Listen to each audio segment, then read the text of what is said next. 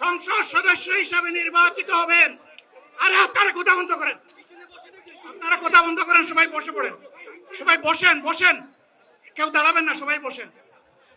যদি আল্লাহর ইচ্ছায়, জনগণের ভালোবাসায় বাংলাদেশ জামাতে ইসলামী থেকে সংসদ সদস্যরা নির্বাচিত হয়ে সরকার গঠন করেন, তাহলে কোন এমপি, কোন মন্ত্রী আগামীতে সরকার কিন্তু প্লট গ্রহণ করবে না। কোন এমপি এবং কোন মন্ত্রী ট্যাক্সবিহীন কোন গাড়ি চড়বে না। কোন এমপি এবং কোন মন্ত্রী তার নিজের হাতে কোনো টাকা চালাচালি করবে না। কোন এমপি এবং কোন মন্ত্রী যদি তার নির্দিষ্ট কোনো কাজের জন্য বরাদ্দ পেয়ে থাকেন, কাজ শেষ হওয়ার সাথে সাথে বাংলাদেশের 18 কোটি মানুষের কাছে তারা তার প্রতিবেদন তুলে ধরতে বাধ্য হবে।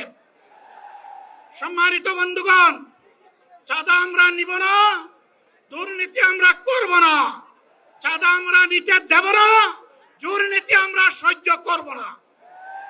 এই বাংলাদেশটাই আমরা দেখতে চাই। যুবকদেরকে আমরা স্পষ্ট, আমি যুবকদের ভাই, আমি বয়স্কদের সহযোদ্ধা, আমার বোনদের আমি ভাই। সুতরাং তাদের মুক্তির জন্যই আমি দায়িত্ব নিয়ে আজকে এখানে দাঁড়িয়েছিলাম। আল্লাহর ইচ্ছা শরীর আমাকে সাময়িকভাবে সহযোগিতা করে নাই, এটাও আল্লাহর ইচ্ছা যে এখন আল্লাহ আমাকে কথা বলার সুযোগ দিচ্ছেন। আমি বলতে চাই, বাংলাদেশের নির্দিষ্ট কোন শ্রেণীর মুক্তির জন্য আমাদের এই লড়াই নয়। রাস্তার একজন পরিচ্ছন্নতা কর্মী, চা বাগানের একজন শ্রমিক, রক্ত পানি করে ঘাম জড়ানো আমার একজন রিক্সা চালক ভাই মাঠে ময়দানে বাংলাদেশের মানুষের মুখে যারা এক মুঠো ভাত তুলে দিতে চায়, আমার সেই কৃষক বন্ধুটি, আমি তাদের হয়ে আজকে এখানে কথা বলতে এসেছি।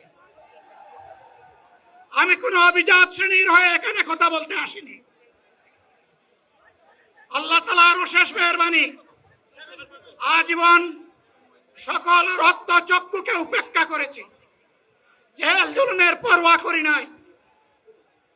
আমার আফসোস, 24 সালে জাতিকে মুক্তি দিতে গিয়ে যারা জীবন দিয়ে শহীদ হলো, আমি তাদের একজন হতে পারলাম না। আপনাদের কাছে দোয়া চাই, ইনসাফের ভিত্তিতে একটি দেশ গড়ে তোলার জন্য আগামীতে যে লড়াই হবে, আমার আল্লাহ যেন সেই লড়াইয়ে আমাকে একজন শহীদ হিসাবে কবুল করে। সম্মানিত বন্ধুগণ, আমাদের প্রিয় শহীদ নেতৃবৃন্দ 2006 সালের 28 অক্টোবর থেকে শুরু করে পল্টন গণহত্যা, শাপলা গণহত্যা, সারা দেশের গণহত্যা, পিলখানার গণহত্যা, 24-এর গণহত্যা, এই গণহত্যা যারা করেছে তাদের সকলের বিচার বাংলাদেশের মাটিতে নিশ্চিত করতে হবে। এদের বিচারের দৃশ্যমান প্রক্রিয়া শুরু না করা পর্যন্ত পুরানা ব্যবস্থাপত্রে বাংলাদেশ আর চলবে না।